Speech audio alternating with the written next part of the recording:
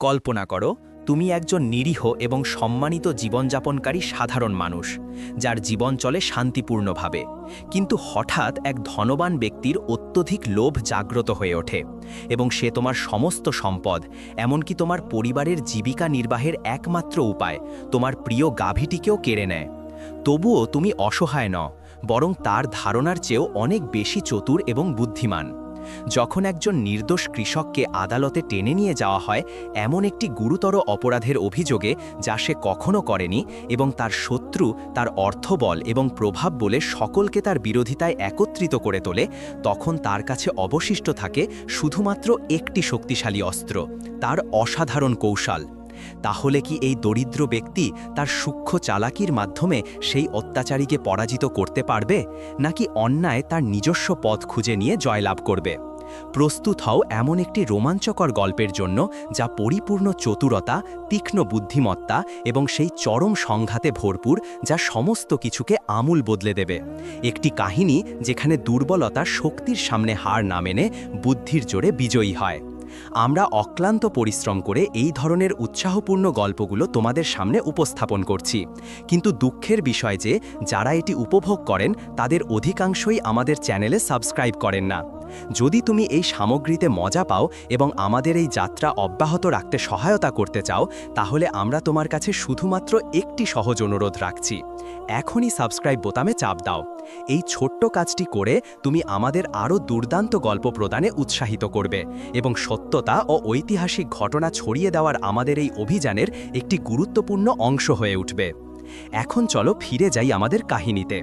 একটি নিরিবিলি গ্রামে বাস করত আহমদ নামের একজন লোক, যে তার তীক্ষ্ণ মন এবং বিচক্ষণতার কারণে সকলের কাছে সুপরিচিত ছিল। তার কাছে অধিক সম্পদ ছিল না, কিন্তু তার ছিল সবচেয়ে দামি জিনিস, গ্রামের লোকজনের শ্রদ্ধা, যা সে তার অকপটতা এবং সত্যবাদিতার দ্বারা অর্জন করেছিল। আহমদের কাছে ছিল একটি পুরু মোটা গাভী, যার নাম ছিল বরকত। এই গাভীটি ছিল তার উপার্জনের প্রধান মাধ্যম এবং তার ক্ষুদ্র পরিবারের জন্য একটি সম্মানজনক জীবনধারার উৎস।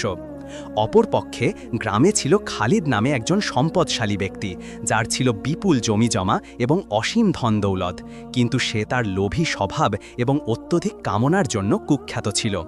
সে সর্বদা ধারণা করত যে দরিদ্ররা কোনো কিছুর যোগ্য নয় এবং তাদের সমস্ত অধিকার তার নিয়ন্ত্রণে থাকা উচিত।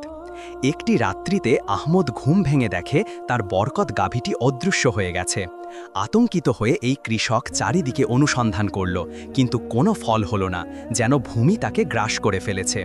অল্প সময়ের মধ্যে গ্রামের মানুষ শুনতে পেল যে খালিদ অকস্মাৎ একটি নতুন গাভী অর্জন করেছে, যা চেহারায় একদম বরকতের মতো। আহমদের অন্তরে ক্রোধের আগুন জ্বলে উঠল, কিন্তু সে ছিল একজন সুচিন্তিত ব্যক্তি। সে অহেতুক অভিযোগ করতে চায়নি। সে খালিদের বাসভবনে গিয়ে সভ্যতার সাথে বলল, হে খালিদ, আমি শুনেছি তুমি একটি নতুন গাভী লাভ করেছ, আমাকে কি তাকে পর্যবেক্ষণ করতে অনুমতি দেবে? খালিদ বিদ্রুপাত্মক হাসি দিয়ে বলল, নিশ্চয়ই, কিন্তু তুমি এত উৎসাহী কেন? তুমি কি জানতে চাও প্রকৃত গাভী কেমন দেখতে হয়? আহমদ যখন গাভীটিকে দেখল তখন তার কোনো দ্বিধা অবশিষ্ট রইল না। এটি ছিল তার বরকত, কোনো সন্দেহ ছাড়াই। সে গাভীর প্রতি অগ্রসর হল, কিন্তু গাভীটি এক ধাপ পিছিয়ে গেল, যেন সে বলপ্রয়োগের ভয়ে আতঙ্কিত। আহমদ খালিদের প্রতি মুখ করে দৃঢ় স্বরে বলল, এটি আমার গাভী এবং তুমি তা অবগত আছো। আমি বিচারপতির কাছে যাব এবং তাকে রায় প্রদান করতে দেব। খালিদ অহংকারপূর্ণ হাসি দিয়ে বলল, যা ইচ্ছা তা করো, কিন্তু মনে রেখো আমি একজন প্রভাবশালী লোক, বিচারপতিরা দরিদ্রদের পক্ষে ঝুঁকেন না।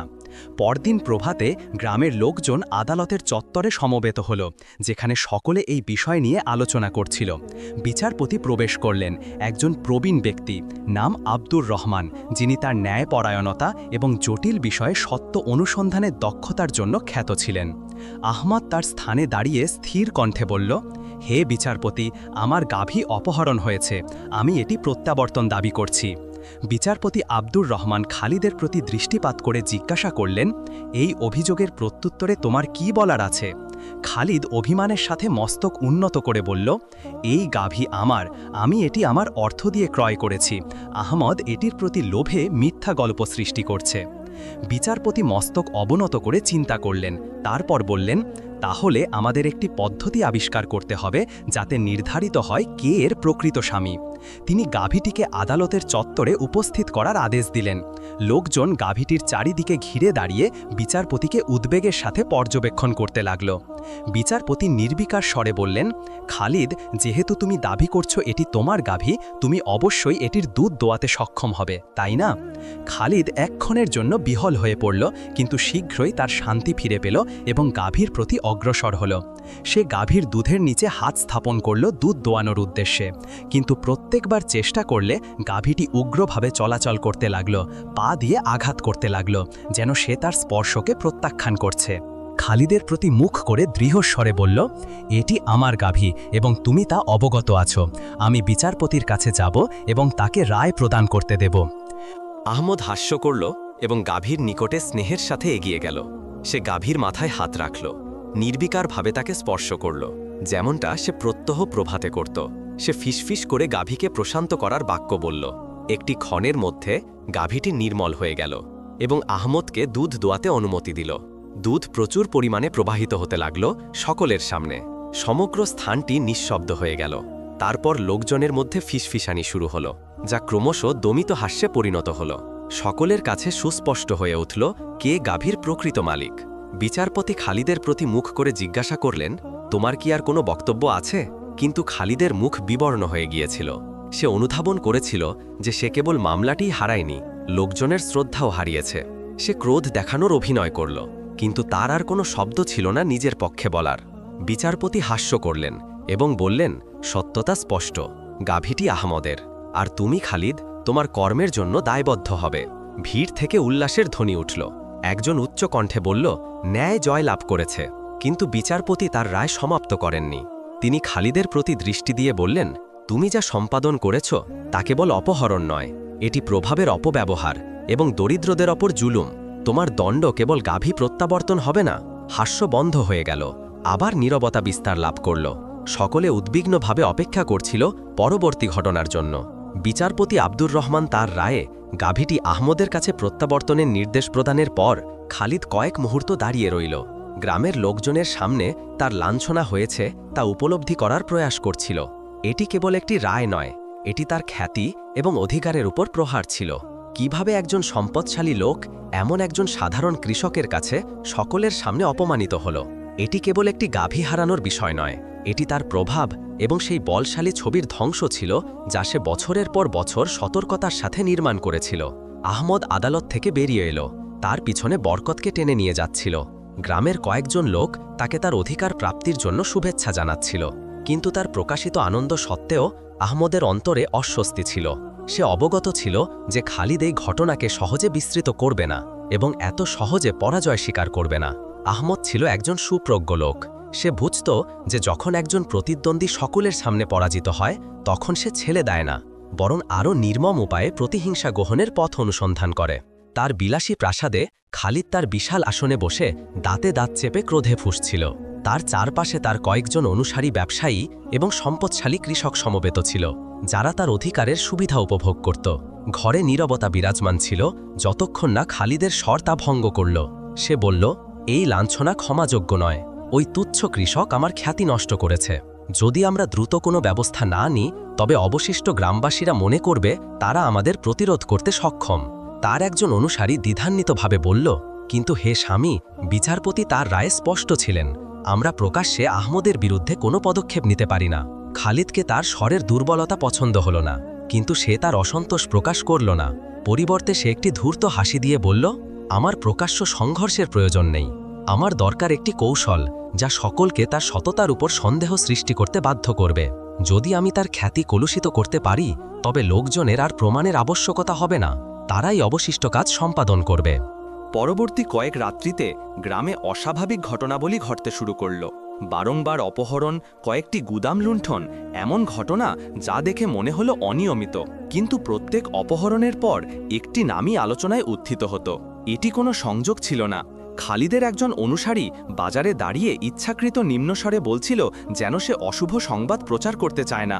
আমি বিশ্বাস করতে অনিচ্ছুক, কিন্তু লোকজন বলছে আহমদ পরিবর্তিত হয়েছে।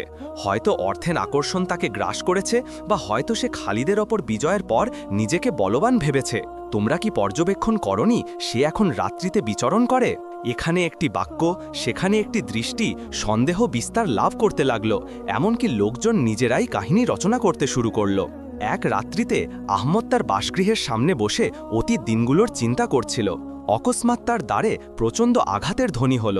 দ্বার উন্মুক্ত করে সে দেখল একদল ক্রুদ্ধ গ্রামবাসী। তাদের নেতৃত্বে ছিল সাবির, একজন প্রধান কৃষক।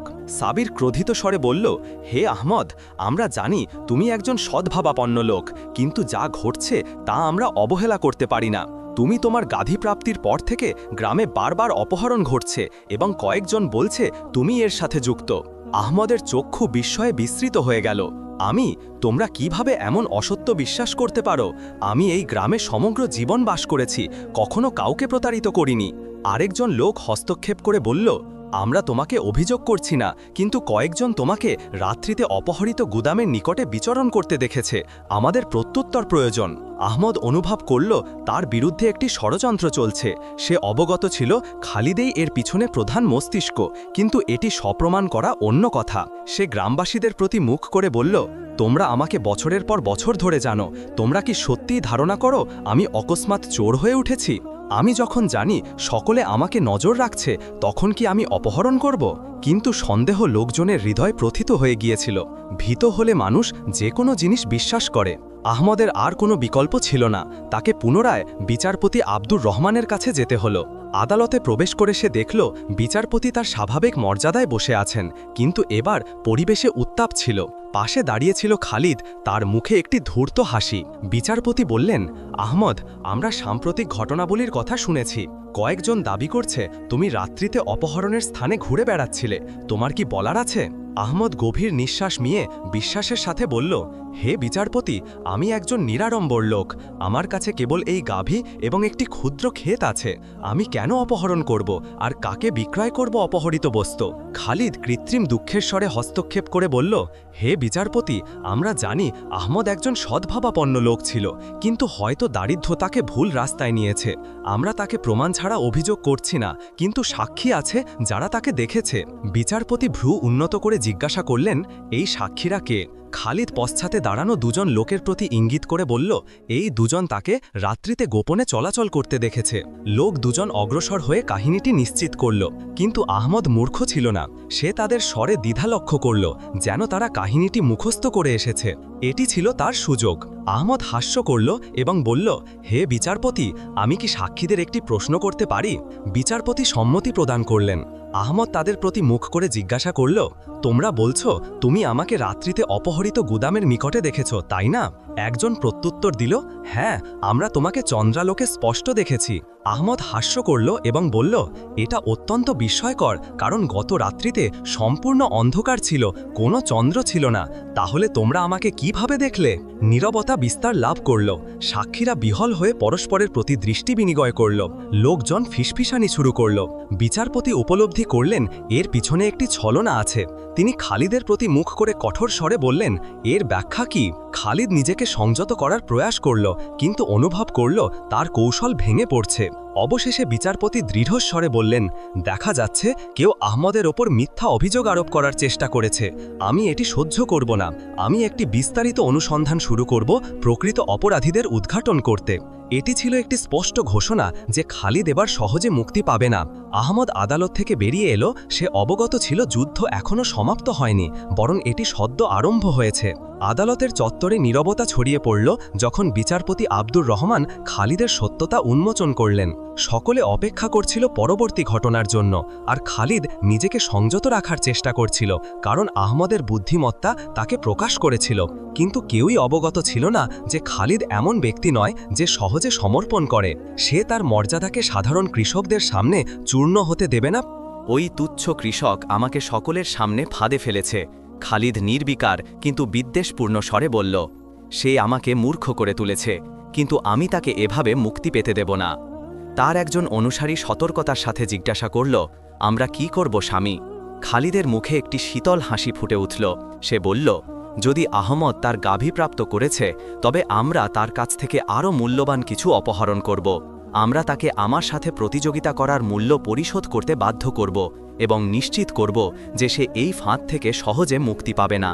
পরদিন গ্রামে একটি নতুন সংবাদ ছড়িয়ে পড়ল। খালিদের একজন দাসকে আহমদের উদ্যানে মৃত অবস্থায় আবিষ্কৃত করা হয়েছে। এই অভিযোগ কেবল গাভী অপহরণের চেয়ে আরও গুরুতর ছিল। এটি নির্দেশ করছিল যে আহমদের বিরুদ্ধে হত্যার অভিযোগ উঠতে পারে এবং সে যদি তার নির্দোষতা সব প্রমাণ করতে না পারে তবে তাকে ভয়ানক দণ্ডের মুখোমুখি হতে হবে। অল্প সময়ের মধ্যে শাসকের সৈনিকরা আহমদের গৃহে আক্রমণ করে তাকে গ্রামবাসীদের বিস্তৃত চক্ষুর সামনে বন্দী করে নিয়ে গেল। সে বক্তব্য প্রদানের চেষ্টা করল, নিজের পক্ষে রক্ষা করতে চাইল, কিন্তু তারা তাকে শ্রবণ করার জন্য আসেনি। তারা তাকে সরাসরি কারাগারে নিয়ে গেল। আদালতে আহমদ পুনরায় বিচারপতি আব্দুর রহমানের সামনে দাঁড়াল, কিন্তু এবার সে আর পূর্বের মতো বলশালী অবস্থানে ছিল না। বিচারপতি তাকে গভীরভাবে পর্যবেক্ষণ করে বললেন, আহমদ, তুমি খালিদের একজন লোককে হত্যার অভিযোগে অভিযুক্ত। তোমার কি বলার আছে?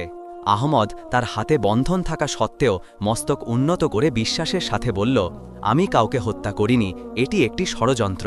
খালিদ, যে কক্ষের এক কোণে দাঁড়িয়েছিল, কৃত্রিম স্বরে হাস্য করে বলল, তাহলে আমার দাসকে তোমার উদ্যানে মৃত অবস্থায় আবিষ্কৃত করা হলো কিভাবে? এটি কি পর্যাপ্ত প্রমাণ নয়? দৃশ্যটি ছিল সূক্ষ্মভাবে পরিকল্পিত। আহমদের উদ্যানে একটি মৃতদেহ, তার পক্ষে কোনো সাক্ষী নেই এবং সকলে জানে খালিদ প্রতিহিংসা চায়, কিন্তু প্রকৃত প্রমাণ অনুপস্থিত ছিল। বিচারপতি কয়েক মুহূর্ত চিন্তা করে বললেন, আমরা পূর্বের ন্যায় সত্য অনুসন্ধান করব। আমি কোনো নির্দোষকে অন্যায় দণ্ড দিতে চাই না, কিন্তু প্রমাণকেও অবহেলা করতে পারি না। তাই আমরা অনুসন্ধান পুনরারম্ভ করব। যদি তুমি নির্দোষ হও তবে তা প্রকাশিত হবে। কিন্তু খালিদ তার কৌশল ভালোভাবে সাজিয়েছিল। পরবর্তী রাত্রিতে তার কয়েকজন অনুসারী আহমদের কারাগারে গোপনে প্রবেশ করে ইচ্ছাকৃতভাবে বিশৃঙ্খলা সৃষ্টি করল। এই সুযোগে তারা আহমদের কানে ফিসফিস করে বলল, পলায়নই তোমার একমাত্র পথ, নইলে সূর্যোদয়ের সময় তোমাকে মৃত্যুদণ্ড দেওয়া হবে। কিন্তু আহমদ এমন লোক ছিল না যাকে সহজে প্রতারিত করা যায়। সে জানত পলায়ন তাকে আরও অপরাধী করে তুলবে। তীক্ষ্ণ মন দিয়ে সে পরিস্থিতিটি কাজে লাগাল। সে উচ্চস্বরে চিৎকার করে বলল, এটা কি? তোমরা কি আমাকে পলায়নে সহায়তা করতে চাও? হে রক্ষকরা, এরা খালিদের এজেন্ট ছাড়া আর কিছু নয়। রক্ষকরা দ্রুত এসে পড়ল এবং সেই লোকদের গ্রেফতার করল যারা তাকে ফাঁদে ফেলার প্রয়াস করছিল। কিন্তু আহমদ এতে সন্তুষ্ট হল না। সে অবগত ছিল এখনই টেবিল উল্টানোর সময়। আদালতে প্রত্যাবর্তন করে সে বিচারপতির প্রতি মুখ করে বলল, হে বিচারপতি, আমি তোমাকে অনুরোধ করছি, খালিদের গৃহে তোমার লোক প্রেরণ করো এবং এই হত্যার ষড়যন্ত্রের কোনো প্রমাণ আছে কিনা তা অনুসন্ধান করো। খালিদ হাস্য করে বলল, ওহ, আবার কাহিনী আরম্ভ করলে? আমার গৃহে কিছুই গোপন নেই, যত খুশি অনুসন্ধান করো। কিন্তু খালিদ অবগত ছিল না যে আহমদ তার একজন সঙ্গীকে রাত্রিতে খালিদের অনুসারীদের কথোপকথন শ্রবণ করতে প্রেরণ করেছিল। তারা আলোচনা করছিল কিভাবে তারা দাসটিকে আহমদের উদ্যানে প্রলুব্ধ করে নিয়ে গিয়ে হত্যা করেছে, তাকে ফাঁসানোর উদ্দেশ্যে। বিচারপতির লোকেরা যখন খালিদের গৃহে গেল, তারা এমন একটি প্রমাণ লাভ করল যা তারা প্রত্যাশা করেনি। খালিদের একজন অনুসারীর ভুলে রেখে যাওয়া একটি পত্র, যাতে স্পষ্ট নির্দেশ ছিল আহমদকে ফাঁদে ফেলার জন্য। যখন পত্রটি আদালতে প্রদর্শিত হল, সকলের দৃষ্টি খালিদের প্রতি নিবদ্ধ হল। সে উপলব্ধি করল সে পুনরায় পরাজিত হয়েছে এবং এবার সে সহজে মুক্তি পাবে না। বিচারপতি আব্দুর রহমান দাঁড়িয়ে কঠোর স্বরে বললেন, খালিদ, তুমি অগ্নির সাথে খেলা করতে চেয়েছিলে, কিন্তু অগ্নি তোমাকেই দহন করেছে। তুমি তোমার প্রভাব ব্যবহার করে একজন নির্দোষকে ফাঁসানোর প্রয়াস করেছ। এটি এমন একটি অপরাধ যা উপেক্ষা করা যায় না।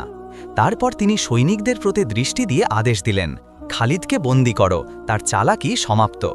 গ্রামবাসীদের বিস্ময়ের মধ্যে খালিদকে বন্দী করা হলো। যে লোকটি সমস্ত কিছু নিয়ন্ত্রণ করত, অর্থ দিয়ে আত্মা ক্রয় করত এবং ধারণা করত তাকে কেউ স্পর্শ করতে পারবে না, সে নিজেকে একজন সাধারণ অপহারকের ন্যায় বন্দী অবস্থায় দেখল। কিন্তু তাকে কারাগারে নিয়ে যাওয়ার সময়ও তার মুখ থেকে সেই বিদ্রুপাত্মক হাসি অদৃশ্য হয়নি। সকলে ধারণা করেছিল এটাই সমাপ্তি, কিন্তু আহমদ তার স্বাভাবিক বিচক্ষণতায় অনুভব করল কিছু একটা সঠিক নয়। তার কারাগারে খালিদ অদ্ভুতভাবে আত্মবিশ্বাসী ছিল। সে এমন লোক ছিল না যে সহজে সমর্পণ করে। সে জানত অর্থ এবং প্রভাব যে কোনো ক্ষণে পরিস্থিতি উল্টে দিতে পারে, এবং প্রকৃতপক্ষে মাত্র একদিন পরই পরিস্থিতি অপ্রত্যাশিত দিকে মোড় নিল। বিচারপতি আব্দুর রহমানকে ত্বরিত ডাকা হলো। নতুন প্রমাণ উপস্থাপিত হলো যা দাবি করছিল খালিদ নিজেই একটি ষড়যন্ত্রের শিকার। অকস্মাৎ কয়েকটি দলিল প্রকাশ পেল, সাক্ষীরা তাদের বক্তব্য থেকে প্রত্যাহার করল এবং আরও দুঃখজনক যে বিচারপতির নিজের একজন অনুসারীকে ক্রয় করা হয়েছিল। এতে বিষয়টি পুনরায় জটিল হয়ে উঠল। আহমদ যে ধারণা করেছিল ন্যায় জয়লাভ করেছে, অকস্মাৎ নিজেকে বিপজ্জনক অবস্থানে দেখল। সে জানত খালিদের প্রভাব বিস্তৃত, কিন্তু এত দ্রুত বিচার ব্যবস্থায় তার হাত পৌঁছে যাবে এটা তার কল্পনার অতীত ছিল। সে বিচারপতি আব্দুর রহমানের সাথে গোপন সভায় বসল এবং বলল, হে বিচারপতি, খালিদ এমন লোক নয় যাকে সহজে ভাঙা যায়।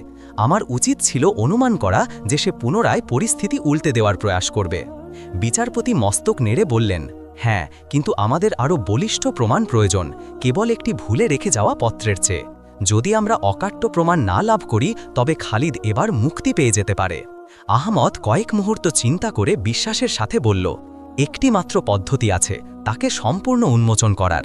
আমাদের তাকে নিজের মুখে স্বীকারোক্তি করাতে হবে। এখান থেকে আরম্ভ হল কাহিনীর সবচেয়ে ধূর্ত কৌশল।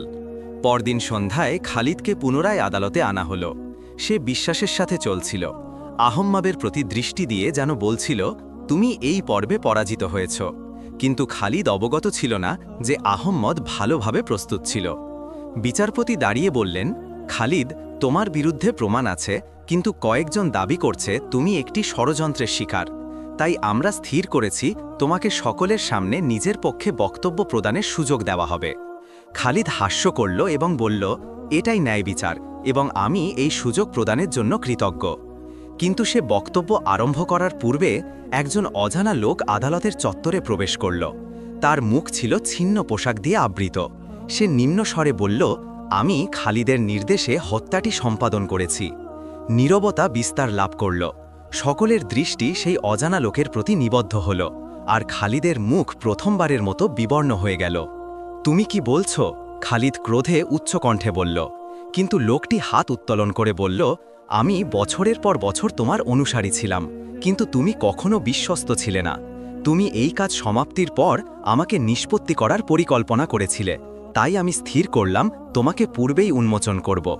তারপর সে তার পকেট থেকে একটি রক্তাক্ত কাপড় বের করে বলল, এটি হত্যাকারীর পোশাকের অংশ এবং এতে তোমার অঙ্গুলির চিহ্ন আছে। এটি ছিল চূড়ান্ত প্রহার। বিচারপতির আর কোনো বলিষ্ঠ প্রমাণের প্রয়োজন ছিল না। তিনি দাঁড়িয়ে চূড়ান্ত রায় প্রদান করলেন, খালিদ, তোমার চালাকি সমাপ্ত।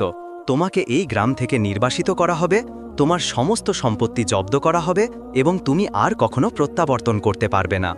খালিদ উচ্চকণ্ঠে প্রতিবাদ করার প্রয়াস করল, কিন্তু এবার তার সহায়তা করার মতো কেউ ছিল না। এমনকি তার অনুসারীরাও যেন দৃশ্য থেকে অদৃশ্য হয়ে গেল, যেন তারা তাকে কখনো জানতই না। আহম্মদ নীরবে দাঁড়িয়ে চিন্তা করছিল। সে অবগত ছিল ন্যায় জয়লাভ করেছে, কিন্তু কেবল বিধির কারণে নয়, তার বুদ্ধিমত্তা এবং বিচক্ষণতাই ছিল এই সংঘর্ষে তার প্রকৃত অস্ত্র। যখন খালিদ কক্ষ থেকে বেরিয়ে গেল, সে জানত এটি কেবল একটি পরাজয় নয়, এটি ছিল তার প্রকৃত সমাপ্তি। কাহিনীটি সমাপ্ত হল, কিন্তু আহম্মদের বিচক্ষণতা গ্রামের স্মৃতিতে খোদিত হয়ে রইল।